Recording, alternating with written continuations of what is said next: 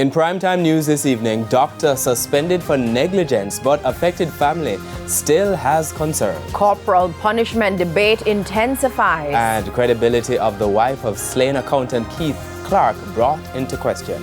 Good evening and welcome to Primetime News. A special welcome to the folks watching on onespotmedia.com.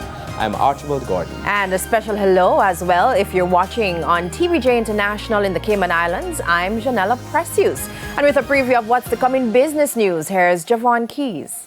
Well, Janella, it's a historic day for the Jamaica Stock Exchange. Today was the first day where the exchange had extended trading hours as well as reduced settlement time. So how did it go? I'll tell you a little later on in the business day.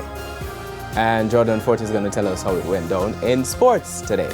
What's the big story? Well, Archie, because cricket returned to Sabina Park for the first time in 2 years, it resurrected the debate about whether or not Jamaica should have bid to host matches in the upcoming T20 World Cup. We've got some reaction from fans on that. You don't want to miss it.